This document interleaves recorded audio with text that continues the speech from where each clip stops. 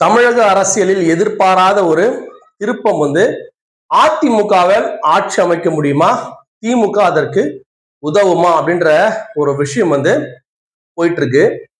நான் election result வரும்போது அதனுடைய அந்த நம்பர்ஸ் மாறும்போது நான் ரொம்ப கூர்மையா வாட்ச் பண்ணிட்டு இருந்தேன். என்ன காரணம் அப்படின்னா, இந்த தாவேக்கா அறுதி பெரும்பான்மை கிடைச்சிச்சுன்னா எல்லா பிரச்சனையுமே சால்வ் ஆயிடும். இல்லைன்னா ஒரு 100க்கு குறைவா இருந்தது அப்படின்னு சொன்னாலும் கண்டிப்பா தாவேக்காவில் ஆட்சி செய்ய முடியாது அப்படின்ற 2 கன்க்ளூஷன் நான் வந்துட்டு இருந்தேன். அந்த எலெக்ஷன் ரிசல்ட் வரும்போது ஒருவேளை 106 108 வந்ததுன்னா ரொம்ப பெரிய பிரச்சனையா இருக்கும்னு நினைச்சா, அதே மாதிரி கிட்டத்தட்ட 108 தொகுதியில தாவேக்கா கைப்பற்றி விட்டது. இப்ப இவ்வளவு பெரிய பிரச்சனை உண்டாயிடுச்சு. இதுல இந்த கலங்கனை ஏதோ சொல்லுவாங்க, குட்டையில தான் ஏதோ மீன் பிடிப்பாங்க, ஏதோ ஒரு சிலதான் சொல்லுவாங்க ரீசன். அந்த மாதிரி ஒரு கலங்கி போய் இருக்கு இந்த தமிழக அரசியல். இதுல யாரெல்லாம் மீன் பிடிக்க முடியும்னு சொல்லி கண்டிப்பா முயற்சி பண்ணுவாங்க. அது எந்த மாற்று கருத்துமே கிடையாது. நீங்க நியூஸ் பார்த்திருப்பீங்க. திரு தொல் திருமாவளவன் அவர்கள் முதல்வராக ஏற்றுக்கொண்டால் 2 திராவிட கட்சி சேர்ந்து திரு தொல் திருமாவளவன் ஏன் முதலமைச்சராக ஏற்றுக்கொள்ளக்கூடாது அப்படின்னு சொல்லி ஒரு ஆப்ஷன்ஸ் போயிட்டு இருந்தது, நீங்க பார்த்திருப்பீங்க. அந்த மாதிரி திரு அன்புமணி ராமதாஸ் அவர்கள் தன்னுடைய மனைவியான சௌமியா அன்புமணி ராமதாஸ் ஏன் துணை முதலமைச்சரா நீங்க ஆக்கக்கூடாது அப்படின்னு சொல்லி தாவேக்கா கேட்டதாகவும் ஒண்ணு பார்த்திருப்பீங்க. எந்த கட்சி வந்தாலும் அது என்ன பண்ணும் அப்படின்னா, எனக்கு என்ன நீ தருவ அப்படின்ற ஒரு ஆப்ஷன்ல தான் எல்லாருமே இருப்பாங்க. அந்த வகையில ரொம்ப இப்போ 3 பெரிய கட்சிகள் இப்ப ஆப்வியஸ்லி என்ன ஆகி போச்சுன்னா, இப்போ பெரிய கட்சியா தாவேக்கா தான் ஃபர்ஸ்ட் நிக்குது. ஒரு மிகப்பெரிய பாரம்பரியம் கொண்ட அதிமுகவை விட திராவிட கட்சி, திராவிட முன்னேற்ற அனைத்து இந்திய அண்ணா திராவிட முன்னேற்ற பின்னு தள்ளி தமிழக வெற்றி கழகம் முன்னாடி வந்திருக்கு. அது ஒரு பெரிய கட்சி, அதை விட்டுருவோம் நம்ம. அது இல்லாம மீதம் இருக்கிற இந்த 2 கட்சிகளும் சகோதரத்துவம் கொண்ட கட்சிகள். அது ஆரம்பத்திலே உங்களுக்கு பல தடவை சொல்லியிருக்கிறோம், பல பேரை சொல்லியிருக்கிறாங்க. இந்த கட்சியோட தான் அந்த கட்சி இருப்பாங்க, அந்த கட்சி இந்த கட்சி இருப்பாங்க, மாறி மாறி இருந்திருப்பாங்க. ஸோ அந்த மாதிரியான ஒரு சூழல் இருக்கக்கூடிய இந்த திராவிட கட்சிகள், இந்த திராவிட கட்சிகள்ல திரு எடப்பாடி பழனிசாமி அவர்கள் நான் அவருக்கு தனியா பெரியது, அவர் ஒரு வாழும் புரட்சி தலைவி ஜெயலலிதா அம்மா அவர்கள், வாழும் திரு கலைஞர் கருணாநிதி அவர்கள் யார் அப்படின்னா திரு எடப்பாடி பழனிசாமி அவர்கள். இன்று இருக்கிற அரசியல் தலைவர்கள்லேயே அதிகமான அரசியல் தெரிந்தவர் யாருன்னா எடப்பாடி பழனிசாமி அவர்கள். நீங்க நம்ம சொல்றது என்ன பண்ணீங்க, ஒரு வெற்றி பெற்றவன் மட்டும் ஒரு பெரிய மனிதன் வச்சிருப்பீங்க. ஆனா அரசியல்ல எங்க எப்படி எந்த காய் எப்ப நகர்த்தணும், எவ்வளவு தூரம் நகர்த்தணும், எவ்வளவு தூரம் இழுக்கணும் அப்படின்றது தான் ரொம்ப முக்கியம். இன்னைக்கு தமிழக வெற்றி கழக தலைவர் திரு விஜய் அவர்கள் அந்த மாதிரி ஒரு தவறை பண்ணி தான் நீங்க மாட்டிக்கிட்டாரு.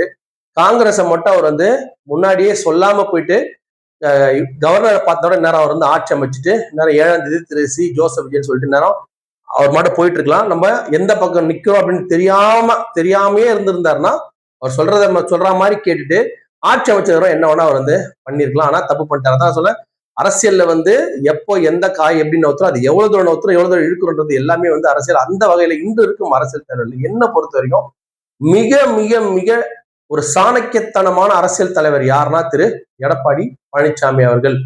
இவர் மட்டும் நல்லா நீங்க என்ன சொல்றாங்க, இவர் காலை வாரி விட்டாரு, கையை வாரி விட்டாரு, ஏமாத்திட்டாரு, எல்லாமே ரைட்டு தான். எல்லாருமே ஒரு காலகட்டத்துல ஒரு ஒரு ஸ்டேஜ்ல இருந்து காலை வாரி விட்டு கையை வாரி மேல வந்தாங்க. எந்த தலைவருமே நீங்க அண்டர்ஸ்டிமேட் பண்ணக்கூடாது. கிட்டத்தட்ட அவ்வளவு கேலிக்கு உண்டான திரு எடப்பாடி பழனிசாமி அவர்கள் அவருடைய கூட்டணியில கிட்டத்தட்ட 53 தொகுதிகளை கைப்பற்றிருக்கிறார். இப்ப இருந்த இந்த சினாரியோல, அதாவது இது ஏடிஎம்கே டிஎம்கே டிவிகே அப்படின்ற 2 பேர்ல போட்டின்னு சொல்லி சொன்னாரு. அந்த டிஎம்கே கூட்டணியே 73, இவர் 53, 20 தொகுதியில் பிரச்சனை. எத்தனை 1,25,00,000 வாக்குகள் கிட்டத்தட்ட எடப்பாடி. இந்த வாக்குகள் எல்லாமே எடப்பாடி பழனிசாமி தான் மெயினா. அந்த கட்சியில பாமக இருக்குதா இல்லைன்னு சொல்லல, ஆனா அது ஒரு ரீஜன்ல தான் இருக்கு.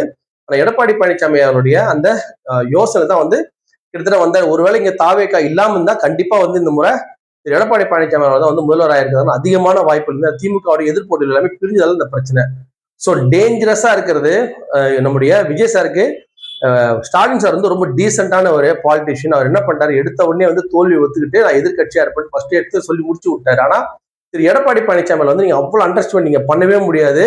அவர் என்னென்ன பிளான் பண்ணுவாரு, என்னென்ன விஷயத்தை நவுத்துறாரு, ஆட்சிக்காக தன்னோட முதல்வர் பதவிக்காக தான் முதலமைச்சராகணும் அப்படின்றதுக்காக தான் திரு ஓபிஎஸ், திருமதி சசிகலா அப்படி பல தரப்பட்டவங்க எத்தனையோ பேர் அவர் கூட வந்திருந்தாலும் அத்தனை பேரையுமே ஓவர்டேக் பண்ணி முதலமைச்சராக இருக்கக்கூடிய திரு எடப்பாடி பழனிசாமி இருந்தவர். எடப்பாடி பழனிசாமி அவர்கள் போன முறை சென்ற முறை எதிர்கட்சி தலைவராக கூட ஏன் ஓபிஎஸ் எதிர்கட்சி தலைவர் பதவி அவர் கேட்டார். அதுவுமே அந்த பதவி வந்து அவரு ஒரு ஒரு அரசியல்வாதிக்கு வேண்டியது பதவிக்கு தான் அவளை வேலை பார்க்கறதுனால அது தவறு கிடையாது. அரசியல் செய்யறவங்க எல்லாருமே ஒரு பதவி இருந்தாதான் வேலை பார்க்க முடியும். அந்த வகையில முதலமைச்சராக ஆகிறதுக்கான ஒரே ஒரு 0.01% இருந்தா கூட திரு எடப்பாடி பழனிசாமி அவர்கள் வந்து விடுவார் அப்படின்னு சொல்லி தாவேக்கா நம்பவே நம்பாதீங்க. ஏன்னா திமுக டீசெண்டா ஆப்போசிட் சொல்லி உட்காந்துச்சு. அது அவங்க அரசியல். அவங்களும் வந்து இவங்களோட பல பல பயங்கரமான ஒரு விஷயம் கொண்டவங்க வந்து திமுக திராவிட முன்னேற்ற கழகம்னா அந்த தலைவர் வந்து திரு ஸ்டாலின் அவர்கள் வந்து எடப்பாடி பழனிசாமி திரு ஸ்டாலின் நீங்க ஒன்னா நிக்க வச்சுன்னு சொல்லி சொன்னா எடப்பாடி பழனிசாமி ஐயா இருக்கிற அந்த தந்திரமான வேலைகள் வந்து திரு ஸ்டாலின் அவர்கள் செய்யாத காரணத்தால் தான் திரு எடப்பாடி பழனிசாமி ரொம்ப டேஞ்சரா உங்களுக்கு வந்து நான் வந்து சொல்றேன். இந்த ஆட்சி அமைக்கிறது எடப்பாடி பழனிசாமி வந்து ரொம்ப சாதாரணமா விட்டுறாதீங்க. எப்போன்னா வந்து இப்ப முடியலனா கூட எப்போ அவர் வந்து உள்ள வந்து உங்க ஆட்சியை வந்து இது பண்ணிட்டு அவர் ஆட்சி செய்வார் அப்படின்றது நீங்க உங்களால் கண்டே பிடிக்க முடியாது. அதுக்கு மிக முக்கிய இன்னொரு காரணம் வந்து திரு எடப்பாடி பழனிசாமி கொண்ட அனைத்து இந்திய அண்ணா திராவிட முன்னேற்ற இன்னைக்கு பாரதிய ஜனதா கட்சியினோட ஒரு மிகப்பெரிய ஆதரவு வந்து அவர் வந்து இருக்கிற காரணத்தினால அந்த சப்போர்ட் அவருக்கு வந்து எக்ஸ்ட்ரா இருக்கு. அதனாலதான் அவர் ஆளும் கட்சியான பாரதிய ஜனதா கட்சி நல்லா டைட்டா பிடிச்சிக்கிறாரு. அதுலயும் பாருங்க இவங்க நம்மளுடைய காங்கிரஸ் பிளஸ் நம்முடைய திராவிட முன்னேற்ற எல்லாமே வந்து பிஜேபியோட எதிர்ப்பை வெளிப்படையா காட்டுறாங்க. அந்த வெளிப்படையா காட்டுறதால என்ன பண்ணுதுன்னா அவங்களுக்கு பிஜேபிக்கு தமிழகத்துல காலுன்ற அதிமுக தவிர வேற வழி கிடையாது. அதிமுக மூலியம் மட்டும்தான் இன்னைக்கு தமிழ்நாட்டுல காலுன்ற முடியும். இப்ப தாவேக்கா கூட அதிமுக பிஜேபி எதிர்க்கிறதுனால சோ அதிமுகவுக்கு பிஜேபின்ற பலமும் பிஜேபிக்கு அதிமுகன்ற பலமும் அதுவே இயற்கையா கிடைச்சிச்சு. அதனால வந்து அதிமுக வந்து எல்லா விதமான முயற்சிகளையும் செய்யும். இதுல என்ன நினைச்சாங்கன்னா அதிமுக வந்து இப்ப திமுக டிவிக்கு ஏதோ ரொம்ப அதிகமான ஒரு ஃபைட் மாதிரி இந்த களம் அமைஞ்சிருந்தது. அப்போ ஆட்டோமேட்டிக்கா என்ன பண்ணும் டிஎம்கே டிவிக்கு ஆட்சி அமையாம இருக்கிறதுக்காக அவங்க என்ன வேணா எந்த ஸ்டேஜுக்கு வேணா போவாங்க அப்படின்னு ஒரு பிளான் பண்ணி வச்சிருக்கிறாரு. அது வந்து எப்ப நடக்கும் அப்படின்னா ஒரு 6 மாசம் கழிச்சு தான் நடக்கும். இருந்தாலும் அவர் தன் முயற்சி வந்து கைவிடுவான்ற நம்பிக்கை எனக்கு இல்லை. அவர் 2 ஆப்ஷன் வச்சிருக்கிறாரு. ஒண்ணு இவரும் எப்படி இருந்தாலும் முதலமைச்சர் அவர் தான். அவர் வந்து துணை முதல்வர்லாம் ஆவான்னு சொல்லிட்டு தாவேக்கால எந்த கட்சி யாருமே கூட நினைச்சு பார்க்காதே அது நடக்காது. துணை முதல்வர் இல்ல உங்களோட ஆட்சிக்கு கீழே வந்து ஒரு அமைச்சர் பதவியெல்லாம் வாங்கவே மாட்டாரு. அவர் இருந்தாருன்னா முதல்வராக தான் அவர் வருவாரு. இல்லைன்னா எதிர்கட்சி தலைவராக இருப்பாரு. இந்த முறை அவர் எதிர்கட்சி தலைவர் கிடைக்காதால் தான் அவர் முதல்வர் பதவிக்கு ஒரு பிளான் பண்றாரு. எப்படின்னா ட்ரை பண்ண முடியுமான்னு பாக்குறாரு. இப்போதைக்கு தாவேக்காக்கு வந்து எந்த விதமான முன்னேற்றமும் இல்லை. ஒரு 118 தொகுதி எம்எல்ஏக்களுடைய ஆதரவு இல்லாதால அவங்க தத்தளிக்கிறாங்க. இந்த நேரத்துல அவங்களாம் அதிமுக கிட்ட போனாங்கனாலும் சரி இல்ல தாவேக்காவோட எம்எல்ஏக்கள் வேஸ்டா போடுறது ஒரு கட்டத்துல என்ன பண்ணுன்னா அதிமுக பிஜேபி ரெண்டுமே தாவேக்காவே அவங்க என்ன ஒரு அரசு ஆட்சி செய்யணுன்ற எண்ணம் வரும்போது எதனா ஒரு கண்டிஷன்ல 6 மாசம் நானு 6 மாசம் நீ 1 வருஷம் 2 வருஷம் அப்படின்னு எதனா ஒரு கண்டிஷன் என்ன பண்ணுவாருன்னா கண்டிப்பா அவரு உள்ள வருவாரு. உள்ள வந்து இந்த ஆட்சி வந்து கைப்பற்ற முயற்சி பண்ணுவாரு. அவற்று இருக்கிற எம்எல்ஏக்கள் கூட திராவிட முன்னேற்ற கழகத்தோட எம்எல்ஏக்களும் ஏதோ ஒரு காலகட்டத்துல ஒரு 6 மாசம் கழிச்சு கூட சேர்றதுக்கான வாய்ப்பு இருக்கான்னு சொல்லிட்டு கண்டிப்பா சர்ச் பண்ணிட்டே இருப்பாரு. அதுக்கப்புறம் எலெக்ஷன் வரும்போது நம்ம பாத்துலான்ற பிளான் பண்ணுவாரு. சரி எப்படி சப்போஸ் அமைஞ்சா திமுகவை எப்படி வந்து அவர் வந்து சேர்த்து பண்ண முடியும்? திமுக அதிமுகவும் பரம்பரை எதிரி கட்சிகளாச்சு எப்படி வந்து ஒன்னா இருக்க முடியும் அப்படின்ற கேள்வி பல பேருக்கு விழுது. அரசியல்ல வந்து நிரந்தர நண்பனும் இல்ல நிரந்தர எதிரியும் இல்ல. இவங்க 2 பேரும் அண்ணன் தம்பி பிரச்சனை பங்காளி பிரச்சனை. அதுல 3வது ஒரு ஆள் வந்து விடுவாங்களா அப்படின்றது வந்து அந்த ரிசல்ட் வரும்போதே எனக்கு வந்து ஒரு மிகப்பெரிய கேள்விக்குறியா இருந்தது. இருந்தாலும் இன்று வரை வந்து நல்ல திமுக தலைவர் திரு ஸ்டாலின் அவர்கள் வந்து அவர் வந்து இந்த மாதிரி விஷயம் ரொம்ப விரும்ப மாட்டாரு. அவரை விரும்பி இருந்தாருன்னா 2016 புரட்சி தலைவர் அம்மா இறந்ததுக்கு அப்புறமாவே அவர் நினைத்திருந்தார் அந்த ஆட்சியை வந்து அவரால் கைப்பற்றி இருக்க முடியும். ஆனா அவர் அதை செய்யல.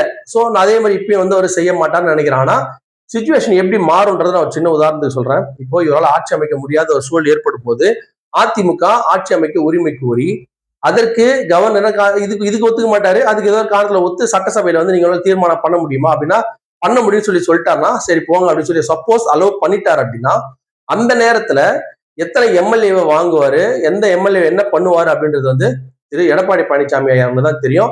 அவருக்கு வந்து சட்டமன்றத்தில் இருக்கிற எம்எல்ஏக்கள் வந்து எப்படி அட்ஜஸ்ட் பண்ணணும், எப்படி ஹேண்டில் பண்றது, கூவத்தூர்ல இருந்து அவர் வந்து ட்ரைனிங் இருக்கு. இங்க இருக்கக்கூடிய நான் சொன்ன அரசியல் தலைவர்லயே மிக மிக சாணக்கியத்தனமா யோசிக்கிறவர் வந்து திரு எடப்பாடி பழனிசாமி அவர்கள். சோ கூவத்தூர்ல 2016 எப்படி எம்எல்ஏகளை வந்து வச்சாரு, எப்படி வெளில போற எம்எல்ஏவா அந்த கட்சிக்குள்ளேயே தான் அந்த மாதிரி அவரு எப்படி வேணா பண்ணுவாரு. அதுவும் முக்கியமா வந்து தமிழக வெற்றி கழகத்தோட எம்எல்ஏ வந்து பெரிய எக்ஸ்பீரியன்ஸ் கிடையாது. ஸோ அவங்க வந்து ஆல்ரெடி பாதி பேர் ஏடிஎம் இருந்து போனோம் டிஎம்கே இருந்து போனவங்களா இருப்பாங்க. எந்த லிங்க் எங்க பிடிப்பாருன்னு தெரியாது. எதனா ஒண்ணு பிடிச்சி என்ன பண்ணுவாரு, அவருக்கான அந்த ஹோப் வந்து ஒரு வச்சுனே இருக்கிற மாதிரி ஒரு முயற்சி பண்ணக்கூடியவர். இது அரசியல் வந்து சாதாரண விஷயம். இது ஒண்ணு இது மாதிரி பண்ண ஒரு தவறானவர் சரியானவர்லாம் கிடையாது. அரசியல்ல மக்களுக்கு வந்து ஒரே ஒரு வேலை மட்டும்தான், ஓட்டு போறது. ஓட்டு போட்டு எம்எல்ஏ மக்களோட வேலை முடிஞ்சு போச்சு. அத்தோட அந்த 5 வருஷம் யூஸ் பண்ண போறோமா, யூஸ் பண்ண வேணாமா, வைக்க போறோமா, வைக்க போறலாம் முடிவெடுப்பவர்கள் அரசியல் தலைவர்கள். அதெல்லாம் அவர்கள் வந்து சாணக்கியருக்கு நிகரானவர்கள். சொல்லுவாங்க அரசியல் சாணக்கியன்னு சொல்லுவாங்க. அந்த மாதிரி திரு எடப்பாடி பழனிசாமி நினைச்சார் அப்படின்னா திமுக ஆதரவு கொடுக்கலாம், கொடுக்காம போகலாம். திமுக ஆதரவு கொடுத்தா என்ன சொல்லுவாங்கன்னா, சட்டமன்றம் கலைஞ்சா மீண்டும் மற்றொரு தேர்தல் தேவையில்லைன்ற காரணத்தினால நாங்க ஆதரவு தரோம். ஆனா அது 1 வருஷம் தான் தருவோம். அதுக்கப்புறமா அவர் வேற ஏதாவது வழியை தான் பார்த்துக்கணும். இல்லைன்னா மறுபடியும் 2029 தேர்தல் நடக்கும்போது இதையும் சேர்ந்து பண்ணுவதுக்காக 2 வருஷம் 3 வருஷம் மட்டும் நாங்க ஏதோ சட்டமன்ற கலையோட மீண்டும் ஒரு செலவு வரக்கூடாத காரணத்தினால நான் வந்து என்ன பண்ண அவருக்கு ஆதரவு தெரிவித்தேன்னு சொல்லாமே தவிர ஓப்பனா வந்து ஆதரவு தெரிவிக்க முடியாது திராவிட முன்னேற்ற கழகத்தால. ஒருவேளை அப்படி நடக்கல அப்படின்னா இவர் இருக்கிற 53 எம்எல்ஏக்களோட கிட்டத்தட்ட அவர் என்ன நான் சொன்ன ஆல்ரெடி என்ன வேணா ஒரு 30 எம்எல்ஏக்கள் அங்க வந்து எடுத்துறாரு வச்சுக்கோங்க தாவேக்கால. கிட்டத்தட்ட 85 அந்த 107 இருந்து அவங்க ஒரு 30 குறைஞ்சானா எவ்வளவு வருவாங்கன்னா ஒரு 75 77 வச்சுங்களேன். இவர் ஆல்ரெடி 53 அந்த 30 இவர் பக்கம் எடுத்துட்டாருன்னா 83 ஆயிடும். அந்த சட்டமன்றத்துல வந்து வாக்கெடுப்பு நடத்தும் போது திராவிட முன்னேற்ற வெளிநடப்பு செஞ்சா கூட போதும், இவர் வந்து முதலமைச்சரா தொடர்றதுக்கான வாய்ப்பு இருக்கு. இதெல்லாம் செய்வாரானா கண்டிப்பா இதை செய்யக்கூடிய எல்லா வல்லமையும் கொண்டவர் திரு எடப்பாடி பழனிசாமி அவர்கள். அதனால தாவேக்கா ரொம்ப உஷாரா இருக்க வேண்டியது. திரு எடப்பாடி பழனிசாமியோடைய மூவை பார்த்து தான் ரொம்ப உஷாரா இருக்கணும். மேபி இப்படி நடந்தாலும் நடக்கலாம். தாவேக்கால ஆட்சி அமைக்க முடியலனா கூட நான் ஆதரவு தரேன், நீங்களே கூட ஆட்சி அமைங்க, திமுக வேணா இன்னொரு ஆட்சி வேணான்ற முடிவு கூட தாவேக்காவை எடுக்க வைக்கக்கூடிய திறமை வந்து திரு எடப்பாடி பழனிசாமி அவர்களுக்கும் திரு நரேந்திர மோடி மற்றும் அமித்ஷாவை கொண்ட மத்திய அரசுக்கு உண்டு. அதனால எல்லா ஆப்ஷனுமே இங்க வந்து ஓப்பன் ஆயிருக்கு. ஒருவேளை தாவேக்கா ஆட்சி அமைச்சா கூட அங்க சில நெருடலை ஏற்படுத்தி இப்ப நடக்கிறதெல்லாம் பார்த்தா சசிகலா ட்ரீட்மெண்ட் மாதிரி எடுத்துன்னு வரதுனால விஜய் சர்மா இருக்கிற பழைய கேஸ்களை மறுபடியும் உருவுறதுனால அந்த மாதிரி இதெல்லாம் நடந்துருமோன்ற ஒரு பயமும் வந்து எனக்கு இருக்கு.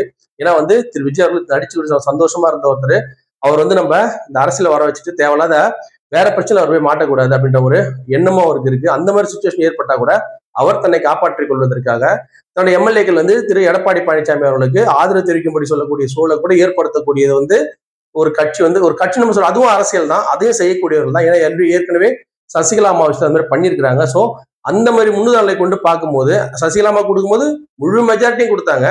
உடனே ஒரே நாள்ல கேஸை ஓபன் பண்ணி கவர்னர் இங்கிருந்து கிளம்பி போய் பல விளையாட்டுகளை விளையாடி அடுத்த நாள முதலமைச்சராக அவரு என்னைக்கு பதவி நினைச்சாரோ அன்னைக்கு பெங்களூர் அக்ரஹாரம் சிறையை வந்து அனுப்பினது இந்த பாரதிய ஜனதா கட்சின்னு கொண்ட இந்த விஷயத்தை வந்து அரசியல் இது இப்படிதான் இருக்கும். நம்மளும் எந்த கட்சியும் குறைச்ச மதிப்பு இல்லை. இதே மாதிரிதான் காங்கிரஸ் மத்தியில இருந்து இதே மாதிரி பண்ணக்கூடிய ஒரு கட்சி தான் காங்கிரஸ். அது மாதிரிதான் பண்ணியிருந்தது முதல்ல. அதனால எதுவும் நடக்கக்கூடிய ஒரு வாய்ப்பு இருப்பதனால கண்டிப்பா அதிமுகவும் ஆட்சி அமைக்கக்கூடிய வாய்ப்பு உள்ளது இந்த நடைபெற்றுக் கொண்டிருக்கிறது 2026 தொங்கு சட்டசபையில்.